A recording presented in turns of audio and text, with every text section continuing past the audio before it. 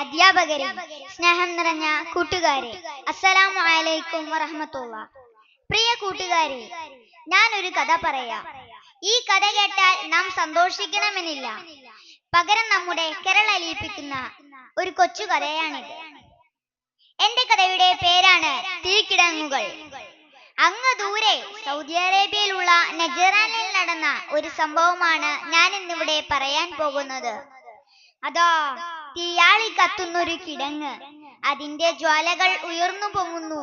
പുരുഷന്മാരും സ്ത്രീകളും യുവാക്കളും കുട്ടികളും അടങ്ങിയ ഒരു കൂട്ടം ജനത്തെ പിടിച്ചുകൊണ്ടുവന്ന് നിർത്തിയിരിക്കുകയാണ്. പക്ഷേ ചുട്ടുകരിക്കാൻ കൽപ്പന വന്നിട്ടും അവരുടെ മുഖത്ത് സംതൃപ്തിയുടെ പ്രകാശം ഓളം തട്ടുകയാണ്. അഭിമാനത്തോടെ തല ഉയർത്തിയാണ് അവരുടെ നിൽപ്പ്.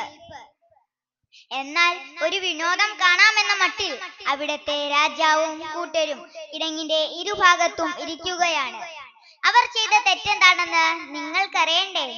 അത് മറ്റൊന്നുമല്ല, അവരെയും സർവ്വലോകരെയും സൃഷ്ടിച്ചു പരിപാലിക്കുന്ന ഏകനായ ദൈവത്തിൽ വിശ്വസിച്ചു എന്നതു മാത്രമാണ് അവർ ചെയ്ത തെറ്റായി ആ രാജാവും കൂട്ടരും കാണുന്നത്. ഇത് അവർക്ക് രസിച്ചില്ല. അവർ രാജ്യദ്രോഹികളാണെന്ന് മുദ്രകുത്തി അവരെ ഭീഷണിപ്പെടുത്തുകയും പീഡിപ്പിക്കുകയും ചെയ്തു. എന്നാൽ ജീവൻ പോയാലും ശരി, ആദർശം ബലി കഴിപ്പിച്ച് ജീവിക്കുന്നത് അപമാനമാണെന്നു കരുതിയ ആ വിശ്വാസി കൂട്ടം പരലോക വിജയത്തെ മാത്രം മുന്നിൽ കണ്ട് അവരുടെ വിശ്വാസത്തിൽ അടിയറവ് വയ്ക്കാൻ തയ്യാറായില്ല.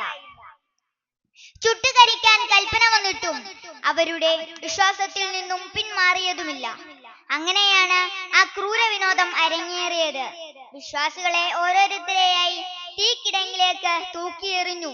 അവർ വെന്തുരുകുന്ന കാഴ്ച കണ്ട് ആ കാബാലികർ കൈയടിച്ച് ആഹ്ലാദിച്ചു.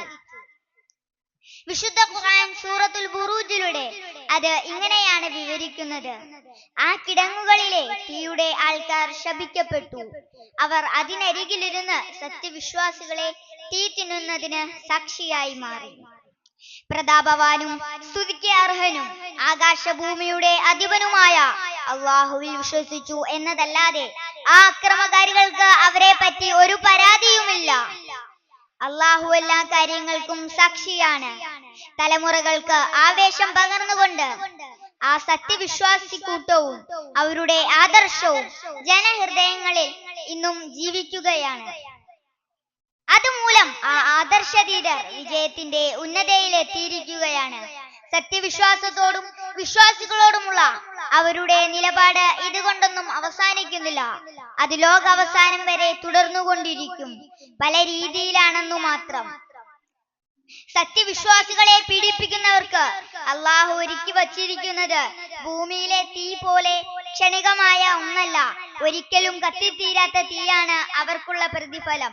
എന്നാൽ സത്യവിശ്വാസികൾക്ക് ശാശ്വത സുഖമായിരിക്കും ലഭിക്കുക. അതേ വിശ്വാസിയായതിന്റെ പേരിൽ എത്ര തന്നെ പീഡനമേൽക്കേണ്ടി വന്നാലും വിശ്വാസത്തിൽ അടിയുറച്ചു നിൽക്കാനുള്ള ഒരു പ്രചോദനമാകട്ടെ ഈ കഥ എന്ന് ആശംസിച്ചുകൊണ്ട് ഞാൻ എന്റെ കഥയ്ക്ക് വിരാമം ഇടുന്നു. അസ്സലാമു അലൈക്കും വറഹ്മത്തുള്ളാഹി.